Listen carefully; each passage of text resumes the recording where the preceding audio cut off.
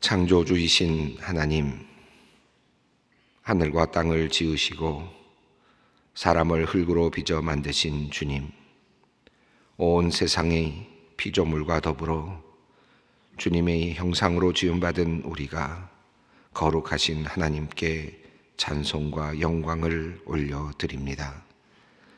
푸름으로 가득한 아름다운 자연 속에서 오늘도 주님께서 허락하신 새로운 날을 맞이합니다. 하나님, 겉으로 보기에 이 세상은 너무나 아름답고 하나님의 창조는 기가 막히게 신비롭습니다. 모든 것이 하나도 모자람이 없고 넘치는 것이 없어서 온 세상이 하나님의 그 크신 솜씨를 드러내고 있습니다. 작은 세포의 움직임에서부터 큰 별들의 움직임까지 하나하나가 섬세하고도 정교한 하나님의 손길을 따라 움직임을 우리는 믿음으로 고백합니다. 하나님, 하지만 우리들의 모습을 깊이 들여다보면 이 멋지고 귀한 육체 속에 악한 마음과 속이는 생각이 어디에선가 흘러나와 우리를 망가뜨리고 있음을 보게 됩니다. 거짓을 말하는 습성이 어디에서 왔는지, 거짓을 말하면서도 잘못이라 여기지 않으며 마음에 불편함도 없는 인간의 죄된 모습을 또한 보게 됩니다. 내가 싫은 사람을 넘어뜨리고 싶은 마음, 나를 알아주지 않는 사람, 나를 무시하는 사람을 응징하고 싶은 마음, 시기하는 마음, 질투하는 마음. 하나님, 때로 우리는 이런 못된 마음으로 하나님께서 멋지게 창조하신 우리의 마음을 더럽힐 때가 많습니다. 하나님, 우리의 이러한 죄성과 나약한 본성을 용서하여 주시옵소서. 무엇보다 이러한 악한 마음이 우리 안에서 자라나지 않았으면 좋겠습니다. 커지지 않았으면 좋겠습니다. 하나님, 우리를 다시 정결하게 하여 주시옵소서. 오늘도 자신을 돌아보게 하시고 가장 낮은 마음으로, 겸손한 마음으로 우리의 마음이 변화되게 하여 주시옵소서. 하나님, 우리에게 가난한 마음을 주시옵소서. 빈손을 들고 주님 앞에 서 있는, 그래서 주님께서 주시는 선물을 받을 수 있는 그런 사람들이 되게 하여 주시옵소서. 세상의 것 손에 많이 들고 있느라, 쥐고 있느라 주님께서 주시는 하늘의 선물을 받지 못하는 그런 불쌍하고 불행한 사람들이 되지 않게 하여 주시옵소서. 하나님, 오늘도 이 아침에 간절한 마음으로 주님을 찾아 나온 성도님들이 있습니다. 또한 자신의 삶의 자리에서 긴급한 기도의 제목을 들고 주님께 간절히 기도하는 성도님들이 있습니다. 앞길이 막막하여서 어찌할 바를 몰라 하는 성도님도 있습니다. 도저히 계산하고 또 계산해도 대책이 서지 않는 그런 이들도 있습니다. 나아갈 수도 없고 그냥 있을 수도 없어서 방법을 찾지 못하고 홀로 눈물만 흘리고 있는 성도들이 있습니다. 하나님, 우리에게 길이 보이지 않으나 전지하신 하나님은 길을 보시고 하시는 줄 믿습니다. 전능하신 주님께서 절망하는 이들의 앞길을 열어주시고 눈을 뜨게 하여 주셔서 그 열린 길을 보게 하여 주시옵소서. 한 걸음 한 걸음 나아갈 때마다 새로운 길이 열리게 하시고 새로운 가능성이 나타나게 하여 주시옵소서. 여전히 오늘도 병마와 힘겨운 싸움을 싸우고 있는 성도님들을 주님께서 불쌍히 여겨 주시옵소서. 특별히 환자와 함께하는 가족들의 마음을 주님께서 위로하여 주시기를 기도합니다. 치매를 앓고 있는 부모님을 보면서 눈물로 기도하고 있는 가족들이 있습니다. 파킨슨병과 알츠하이머 병을 앓으며 나날이 몸이 쇠약해져가는 가족을 보며 안타깝게 주님께 기도하는 이들이 있습니다. 하나님, 희망이 보이지 않는 시간이지만 조금이라도 더 함께 할 수 있고 소통할 수 있는 시간을 연장시켜 주시기를 바라며 기도하는 가족들의 마음을 헤아려 주시고 그들의 간절한 기도를 들어 주시옵소서. 무엇보다 환자의 가족들이 희망을 잃지 않고 몸도 마음도 건강하게 환자들을 잘 돌볼 수 있도록 주님께서 은혜를 베풀어 주시옵소서. 무릎 수술을 받은 지 얼마 되지 않아 다시 어제 척추 수술을 받은 권사님을 위하여 기도합니다. 수술의 모든 과정을 잘 지켜주셔서 감사합니다. 이제 평안함 주시고 완치의 기쁨 허락하여 주시옵소서. 이번 일을 계기로 더 믿음이 깊어지고 주님께로 더 가까이 나아가는 권사님과 가족들 되게 하여 주시옵소서.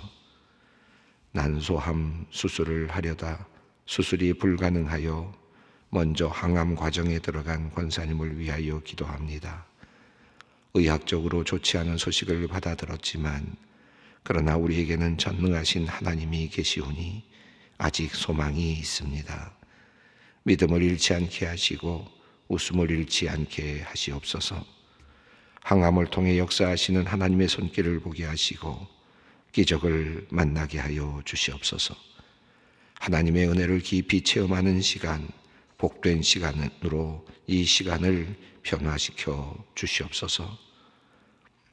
오랫동안 류머티즘, 간 이상 등으로 힘겨운 시간을 보내오신 권사님이 지금 폐수종으로 힘들게 호흡을 이어가고 있습니다. 얼마 전 장출혈로 장절제 수술도 받으셨는데 지금은 다른 장기에도 부종이 심하여 극심한 고통 속에 있습니다. 혈액 응고도 제대로 되지 않아 의학적으로 상황적으로 희망이 잘 보이지 않지만 주님께서 오직 희망이시오니 주님, 사랑하는 권사님을 도와주시옵소서. 새벽마다 주님 말씀 의지하며 기도하고 있는 주님의 여종에게 기적을 베풀어 주시옵소서. 생명의 숨결을 불어넣어 주시옵소서. 건강한 몸으로 다시 주님의 전을 찾아 감사의 노래를 부르게 하시옵소서. 하나님, 오늘도 주님의 말씀을 사모하는 마음으로 오늘 이 시간 주님의 말씀 앞에 섭니다. 말씀을 읽을 때 우리의 입과 귀가 복되게 하시고 말씀을 들을 때 우리의 마음과 영혼이 기쁨을 누리게 하여 주시옵소서. 오늘도 말씀하시는 주님의 그 음성 사모합니다. 우리 주 예수 그리스도의 이름으로 기도드리옵나이다. 아멘. 오늘 이 시간 주님께서 주시는 말씀 사사기 20장 1절로 18절 말씀입니다. 사사기 20장 1절로 18절 말씀 함께 봉독하겠습니다.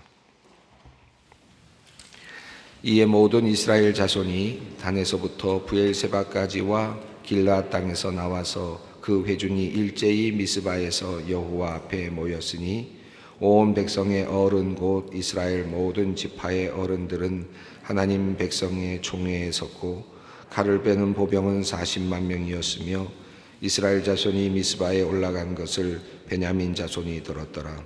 이스라엘 자손이 이르되 이 악한 일이 어떻게 일어났는지 우리에게 말하라 하니 레위 사람 곧 죽임을 당한 여인의 남편이 대답하여 이르되 내가 내 첩과 더불어 베냐민에 속한 기브아에 유숙하러 갔더니 기브아 사람들이 나를 치러 일어나서 밤에 내가 묵고 있던 집을 에워싸고 나를 죽이려 하고 내 첩을 욕보려 그를 죽게 한지라. 내가 내 첩의 시체를 거두어 쪼개서 이스라엘 기업의 온 땅에 보냈나니 이는 그들이 이스라엘 중에서 음행과 망령된 일을 행하였기 때문이라. 이스라엘 자손들아 너희가 다 여기 있은즉 너희의 의견과 방책을 낼지니라 하니라. 모든 백성이 일제히 일어나 이르되 우리가 한 사람도 자기 장막으로 돌아가지 말며 한 사람도 자기 집으로 들어가지 말고 우리가 이제 기브아 사람에게 이렇게 행하리니 곧 제비를 뽑아서 그들을 치되 우리가 이스라엘 모든 지파 중에서 100명의 10명, 1000명의 100명, 10,000명의 1000명을 뽑아 그 백성을 위하여 양식을 준비하고 그들에게 베냐민의 기브아에 가서 그 무리가 이스라엘 중에서 망령된 일을 행한 대로 징계하게 하리라 하니라. 이와 같이 이스라엘 모든 사람이 하나같이 합심하여 그 성읍을 치려고 모였더라. 이스라엘 지파들이 베냐민들 온 지파의 사람 보내어 두루 다니며 이르기를 너희 중에서 생긴 이 악행이 어찌 됨이냐. 그런즉 이제 기브아 사람들 곧 불량배들을 우리에게 넘겨주어서 우리가 그들을 죽여 이스라엘 중에서 악을 제거하여 버리게 하라 하나 베냐민 자손이 그들의 형제 이스라엘 자손의 말을 듣지 아니하고 도리어 성읍들로부터 기브아에 모이고 나가서 이스라엘 자손과 싸우고자 하니라. 그때에 그 성읍들로부터 나온 베냐민 자손의 수는 칼을 빼는 자가 모두 2만 6천 명이요 그 외에 기브아 주민 중 택한 자가 700명인데 이 모든 백성 중에서 택한 700명은 다 왼손잡이라 몰매로 돌을 던지면 조금도 틀림이 없는 자들이었더라. 베냐민 자손 외에 이스라엘 사람으로서 칼을 빼는 자의 수는 40만 명이 다 전사라. 이스라엘 자손이 일어나 베델에 올라가서 하나님께 여쭈어 이르되 우리 중에 누가 먼저 올라가서 베냐민 자손과 싸우리이까 하니 여호와께서 말씀하시되 유다가 먼저 갈지니라 하시니라. 아멘. 사사기 20장으로 이제 접어들었습니다. 지난 시간에 우리가 살펴보았습니다. 한 레위인의 집에서 일어났던 일이었죠. 레위인에게 첩이 하나 있었고 그 첩이 남편을 좋지 않게 여겨서 그만 친정으로 돌아갔다가 또 그 첩을 찾으러 갔던 레위인이 며칠 동안 그 집에서 머물다가 저녁쯤에 출발을 하게 되어서 가다가 그만 어느 곳에서 하루를 자야 되는 상황이 되었는데 그래도 이방인들이 있는 지역보다는 기브아에서 베냐민 족속들이 있는 자기 같은 이스라엘 민족이 있는 그곳에서 자는 것이 좋겠다 생각이 들어서 그곳에 가게 되었고 그리고 그곳에서 노인을 만나서 노인의 집에 들어가서 잠을 자게 되었는데 그만 불량배들이 찾아와서 그 사람을 내어놓으라고 그와 관계를 맺겠다라고 말하면서 행패를 부리게 되었고 그때 자신의 첩을 내어주게 되고 또 여인을 내어주게 되었다라고 하는 내용이었습니다. 결국 그 첩이 결국 내어줌이 되고 불량배들에게 유린을 당하고 결국은 죽음이 되어서 문 앞에 엎드러져 있는 것을 보게 됩니다. 그리고 그 레위인은 아침에 그가 얼마나 잔인했는지 사실은 그 레위인의 모습에서 정말 그 안타까운 그 남자의 모습이라 그럴까요? 또 냉혹한 그런 한 사람의 모습을 보게 되는데 그 첩, 사랑하는 첩 아니겠습니까?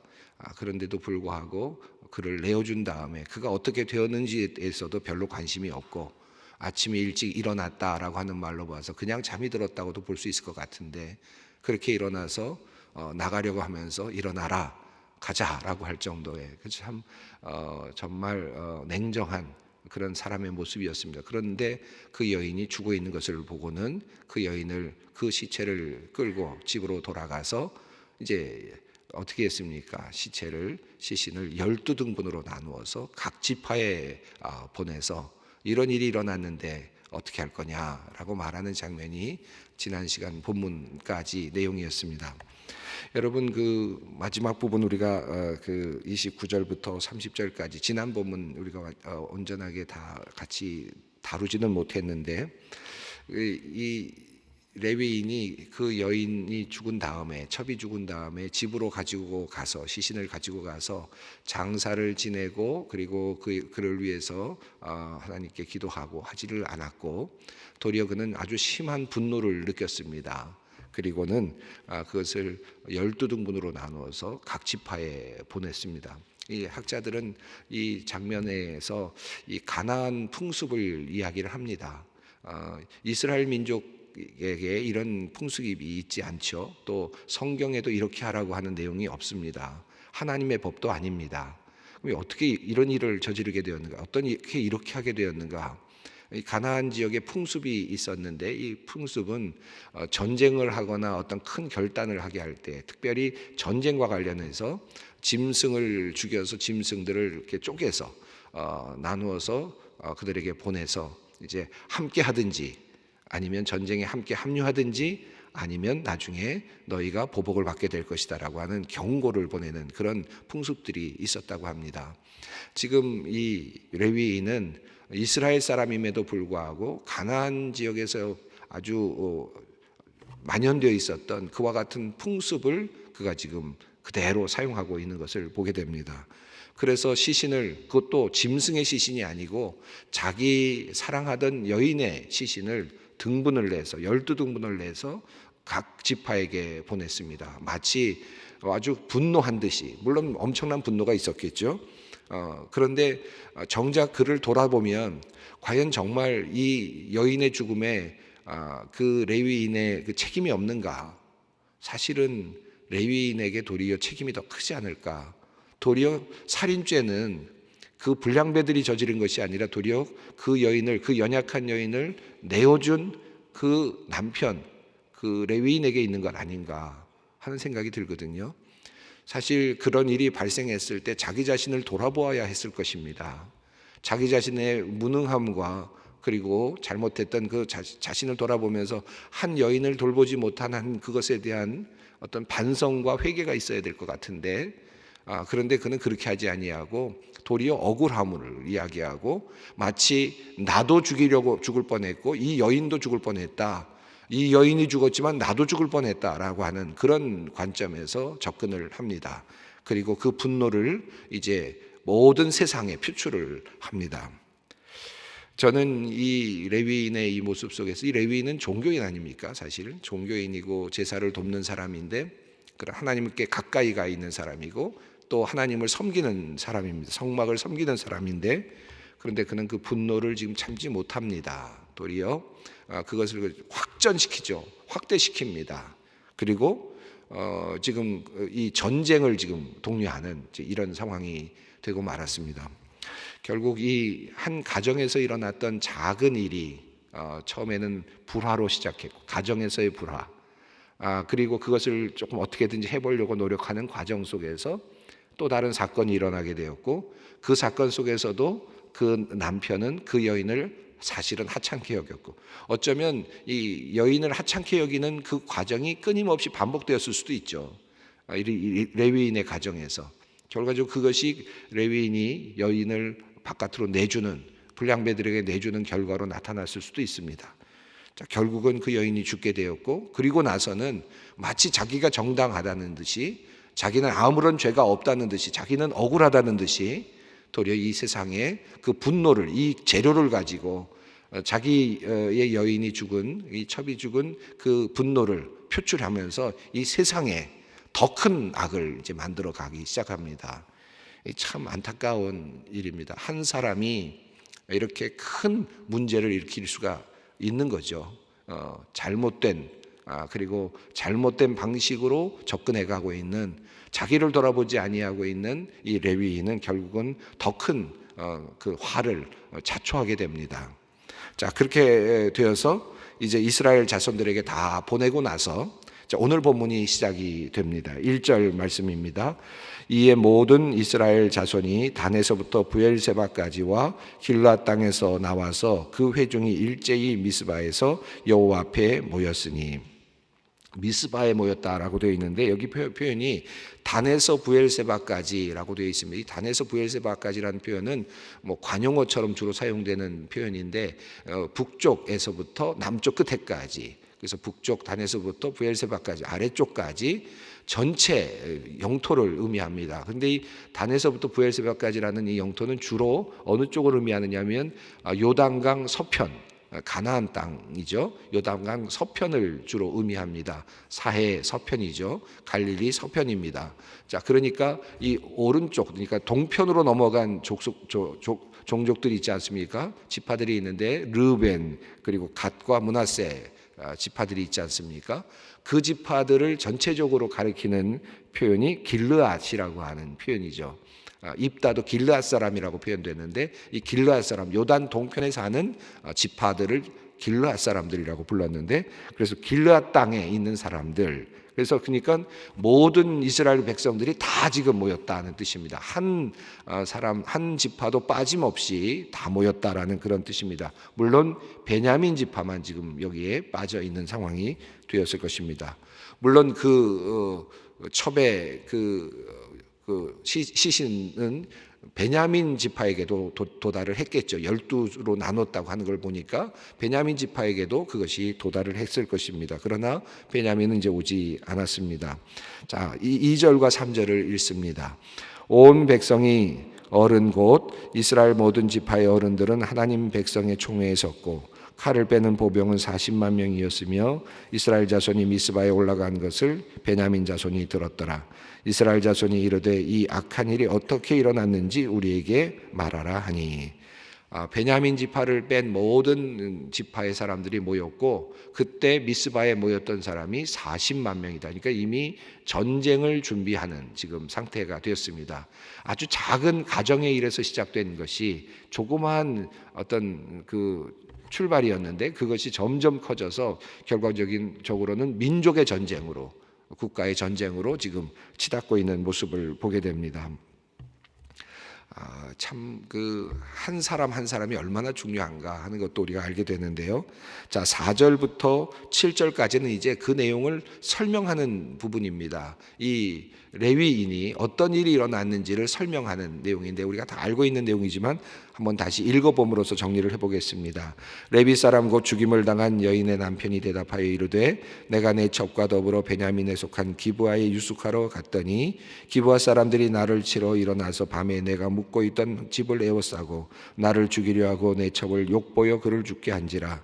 내가 내 첩의 시체를 거두어 쪼개서 이스라엘 기업의 온 땅에 보냈나니 이는 그들이 이스라엘 중에서 음행과 망령된 일을 행하였기 때문이라.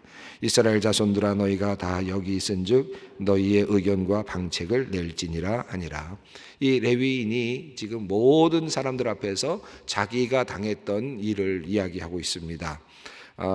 기브아에 들어갔는데 그곳에서 사람들이 일어나서 밤에 묵고 있는 집을 쳐들어와서 자기를 죽이려 하고 내 첩을 욕보였다라고 합니다. 자기를 죽이려고 했다는 말은 앞서 있는 19장에는 나타나지 않죠. 그런데 20장에서는 자기 중심으로 해석을 합니다. 나도 죽을 뻔했다. 나도 죽이려고 했다. 라고 그렇게 이야기를 합니다. 사실 어떻게 되었습니까? 아마 그 불량배들은 그저 내어 던져진 한 여인을 겁탈하고 마음껏 유린하고 그리고 나선 모든 재미를 다 보고 흥미를 다 누리고는 그렇게 놀다가 그냥 돌아간 그런 불량배들이죠. 그가 죽는지 안 죽는지도 몰랐겠죠. 그리고 죽이고 간 것이 아닐 것 같습니다. 왜냐하면 그 여인이 문지방에 손을 얹고 가고 있었던 것을 보면 그렇게 그냥 겁탈하고 간 거죠. 그런데 그 다음에 돌본 사람이 없었던 겁니다.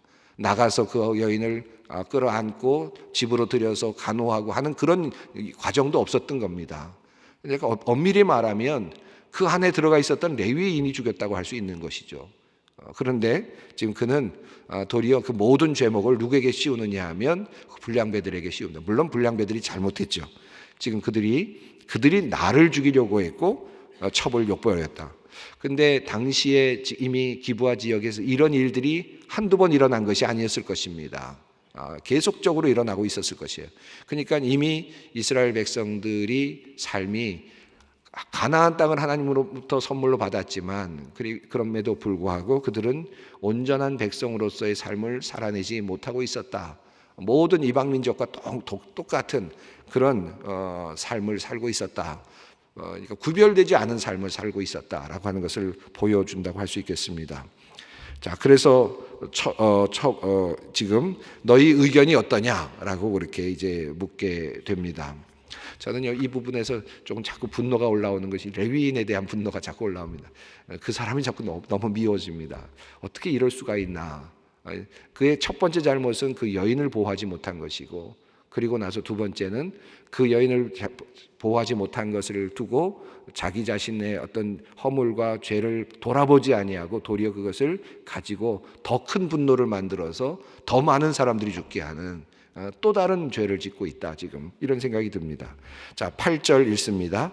모든 백성이 일제히 일어나 이르되 우리가 한 사람도 자기 장막으로 돌아가지 말며 한 사람도 자기 집으로 들어가지 말고. 자, 이제 결정을 내렸습니다. 이제 9절과 10절입니다. 어떻게 결정했는지, 우리가 이제 기브아 사람에게 이렇게 행하리니 곧 제비를 뽑아서 그들을 치되 우리가 이스라엘 모든 지파 중에서 100명에 10명, 1000명에 100명, 10,000명에 1000명을 뽑아 그 백성을 위하여 양식을 준비하고 그들에게 베냐민의 기브아에 가서 그 무리가 이스라엘 중에서 망령된 일을 행한 대로 징계하게 하리라 하니라.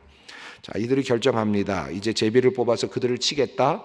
그리고 10명에서 100명에서 10명을 뽑고 10분의 1씩을 뽑아서 양식을 준비해서 군량미를 준비하고 전쟁을 준비하도록 해서 기브아의 사람들이 모이도록 해서 이제 그들을 치게 하겠다, 징계할 것이다 라고 합니다. 그래서 11절 읽습니다. 이와 같이 이스라엘 모든 사람이 하나같이 합심하여 그 성읍을 치려고 모였습니다. 이제 전쟁이 일어날 수 있는 상황입니다.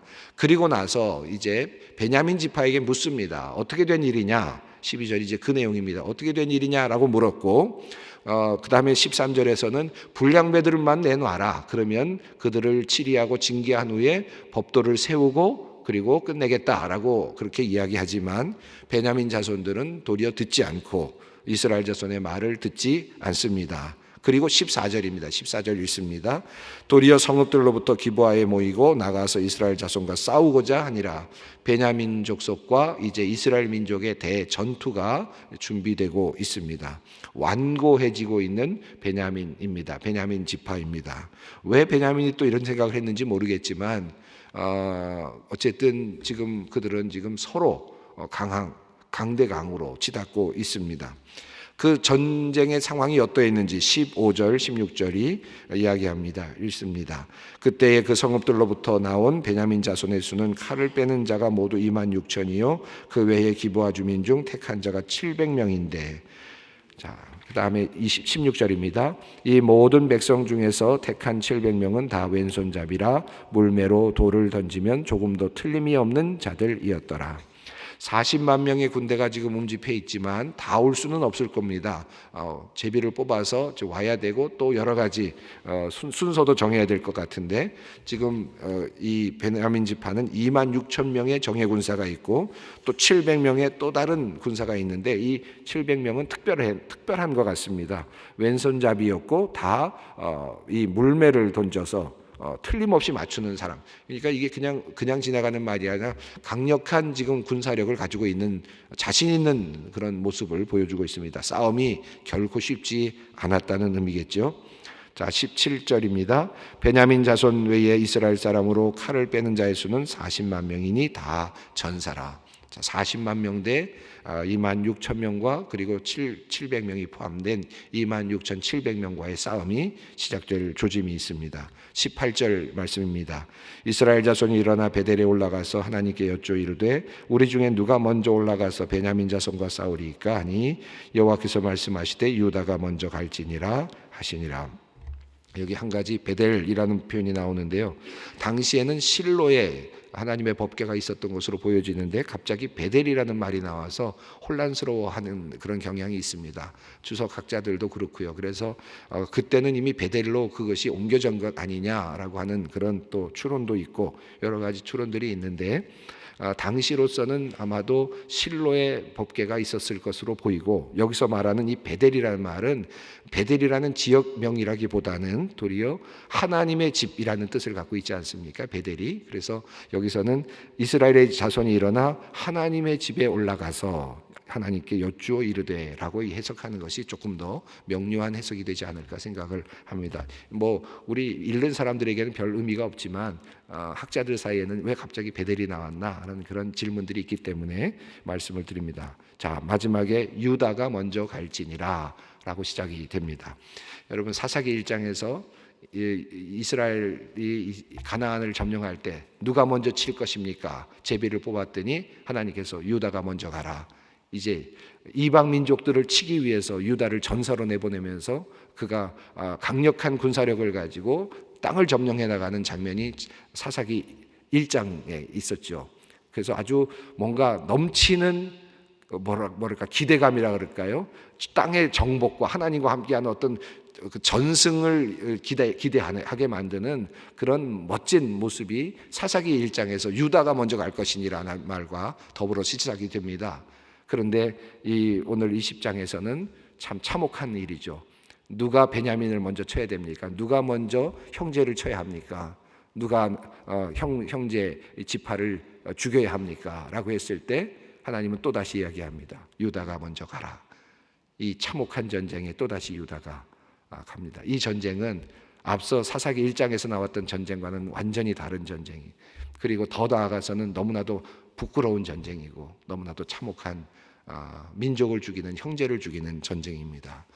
그만큼 이제 이스라엘이 타락한 것이죠. 이것이 하나님의 형벌이기도 했습니다. 오늘 우리를 돌아보면서 항상 우리 안에 있는 싸움이 있을 수 있습니다. 분쟁이 있을 수 있는데 이 분쟁과 싸움은 결국 하나님의 것이 아니라 사탄이 주는 것이고 또 우리를 망하게 만들고 우리를 어렵게 만드는 일이 됩니다. 분쟁과 싸움은 결코 하나님의 편에 속해 있지 않습니다. 늘 그 생각하면서 오늘 본문 읽고 또 기도의 자리로 나아갔으면 좋겠습니다. 하늘에 계신 우리 아버지의 이름을 거룩하게 하시며 아버지의 나라가 오게 하시며 아버지의 뜻이 하늘에서와 같이 땅에서도 이루어지게 하소서. 오늘 우리에게 일용할 양식을 주시고 우리가 우리에게 잘못한 사람을 용서하여 준 것 같이 우리 죄를 용서하여 주시고 우리를 시험에 빠지지 않게 하시고 악에서 구하소서. 나라와 권능과 영광이 영원히 아버지의 것입니다.